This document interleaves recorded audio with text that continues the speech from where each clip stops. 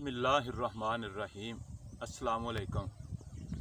एक आदमी सी ते उनका ना लोगों ने एक पुट्ठा नां बनाया सी, सीधा नां उनका कोई होर सी ते उन्होंने टिड्डा टिड्डा आंदे सी ते सारे लोग जिहड़े उन्होंने टिड्डा आंदे सी ते वो इस गल तो बड़ा तंग पै गया भी मेरा नां तो जिहड़ा वो सीधा कोई सददा ही नहीं ते मैनूं सारे ही टिड्डा आंदे ने।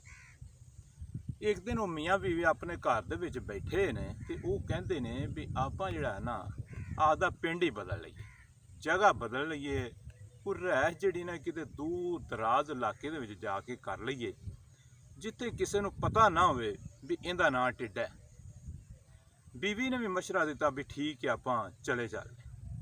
उन्हां अपना समान बद्धा ते दूर किसी इलाके दे विच जाके ते रैश कर लई।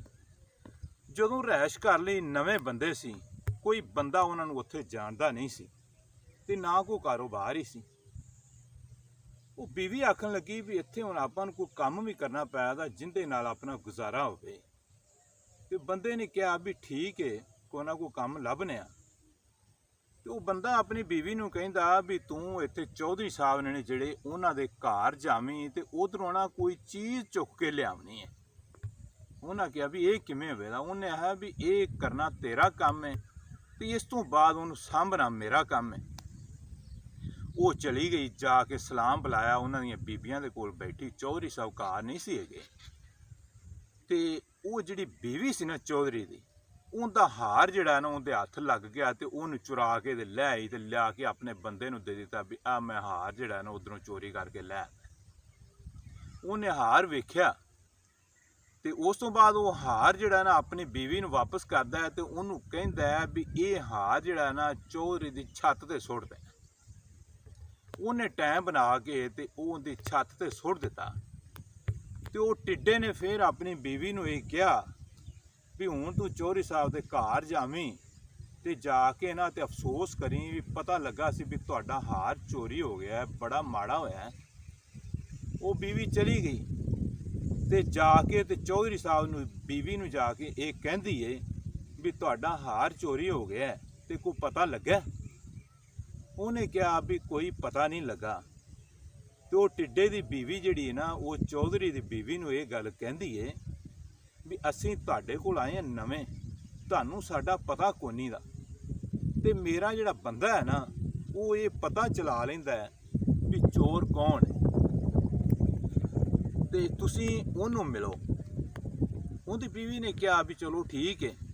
ਰਾਤ ਦੇ ਟਾਈਮ ਤੇ ਜਦੋਂ ਚੌਧਰੀ ਸਾਹਿਬ ਘਰ ਆਏ ਤੇ ਬੀਵੀ ਨੇ ਸਾਰੀ ਗੱਲ ਜਿਹੜੀ ਨਾ ਉਹ ਸੁਣਾਈ ਵੀ ਇੱਥੇ ਕੋਈ ਨਵੇਂ ਆਏ ਨੇ ਬੰਦੇ ਤੇ ਉਹਨਾਂ ਨੇ ਇੱਥੇ ਆਪਣਾ ਘਰ ਬਣਾਇਆ ਤੇ ਉਹਦੀ ਬੀਵੀ ਆਈ ਸੀ ਤੇ ਉਹ ਕਹਿੰਦੀ ਸੀ ਵੀ ਮੇਰਾ ਬੰਦਾ ਜਿਹੜਾ ਨਾ ਚੋਰਾਂ ਦਾ ਪਤਾ ਚਲਾ ਲੈਂਦਾ।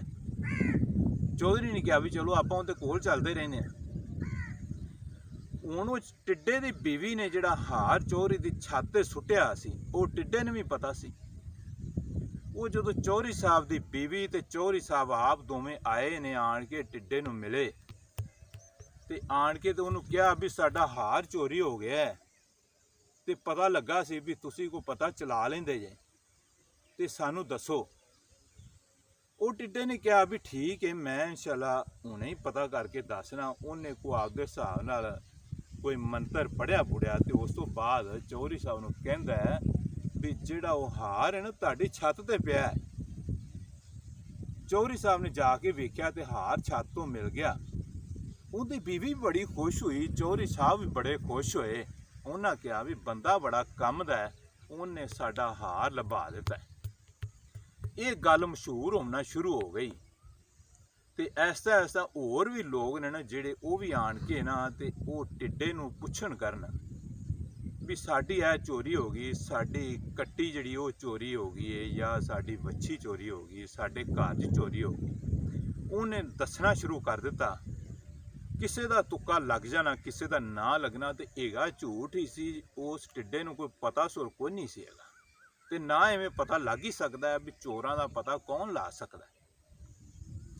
ਖੈਰ ਜਿਹੜੇ ਚੌਧਰੀ ਸਾਹਿਬ ਸੀ ਉਹਨਾਂ ਦਾ ਦਿਲ ਇਸ ਗੱਲ ਤੇ ਮੁਤਮਿਨ ਨਹੀਂ ਸੀ ਵੀ ਇਹ ਆਦਮੀ ਜਿਹੜਾ ਇਹ ਪਤਾ ਚਲਾ ਲਵੇ। ਉਹਨਾਂ ਕਿਹਾ ਵੀ ਚਲੋ ਅਸੀਂ ਜਿਹੜਾ ਨਾ ਇਹਦਾ ਤਜਰਬਾ ਕਰਨੇ ਆ।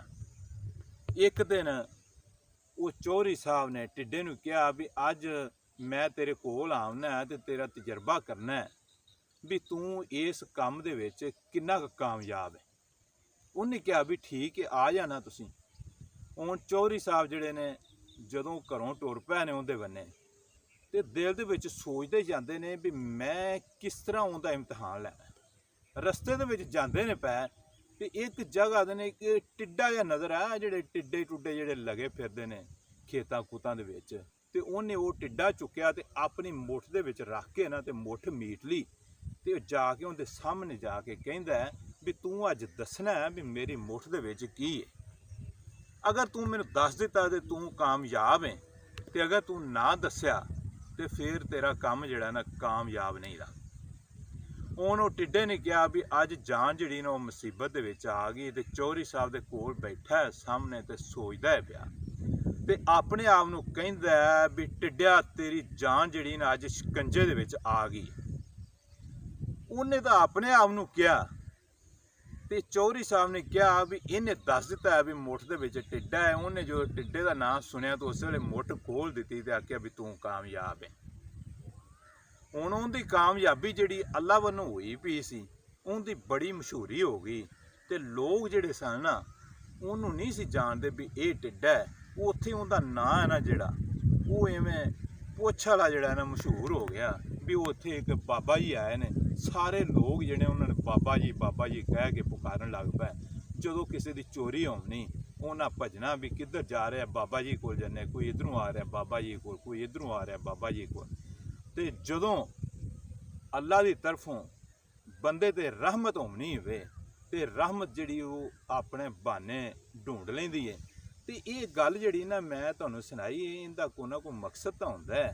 ਮਕਸਦ ਇਹਦਾ ਜਿਹੜਾ ਹੈ ਨਾ, ਇਹਦੇ ਸ਼ੁਰੂ ਦੇ ਵਿੱਚ ਜਦੋਂ ਛੋਟੇ ਛੋਟੇ ਬੱਚੇ ਹੁੰਦੇ ਨੇ ਨਾ ਆਪਣੇ ਘਰਾਂ ਦੇ ਵਿੱਚ, ਤੇ ਉਹਨਾਂ ਦਾ ਪੁੱਠਾ ਨਾਂ ਨਹੀਂ ਸੱਦੀਦਾ ਹੁੰਦਾ, ਉਹਨਾਂ ਦਾ ਸਿੱਧਾ ਹੀ ਨਾਂ ਸੱਦੀਦਾ। ਅਗਰ ਵਾਲਦੈਨ ਕਿਸੇ ਬੱਚੇ ਦਾ ਨਾਂ ਉਲਟਾ ਜਿਹੜਾ ਉਹਨੂੰ ਪਕਾ ਦਿੰਦੇ ਨੇ ਤੇ ਪੂਰੀ ਜ਼ਿੰਦਗੀ ਉਹ ਨਾਂ ਜਿਹੜਾ ਨਾ ਉਲਟਾ ਹੀ ਪੱਕਾ ਰਹਿੰਦਾ। ਤੇ ਹਰ ਬੰਦੇ ਨੂੰ ਚਾਹੀਦਾ ਵੀ ਸਿੱਧੇ ਨਾਂ ਤੋਂ ਜਿਹੜਾ ਨਾ ਬੱਚਿਆਂ ਨੂੰ ਪੁਕਾਰਿਆ ਜਾਏ। ਲੋ ਅੱਜ ਦੀ ਗੱਲ ਇੰਨੀ ਸੀ। ਅਗਰ ਗੱਲ ਅੱਛੀ ਲੱਗੀ ਤੇ ਇਹਨੂੰ ਅੱਗੇ ਲਾਜ਼ਮੀ ਸ਼ੇਅਰ ਕਰ ਦੇਣਾ, ਚੈਨਲ ਨੂੰ ਸਬਸਕ੍ਰਾਈਬ ਕਰਨਾ ਹੈ, ਤੇ ਉਸ ਤੋਂ ਬਾਅਦ ਅੱਛਾ ਜਿਹਾ ਲਾਈਕ ਕਰਕੇ ਤੇ ਕਮੈਂਟ ਲਾਜ਼ਮੀ ਕਰਨਾ ਹੈ। अस्सलाम वालेकुम वरहमतुल्लाह।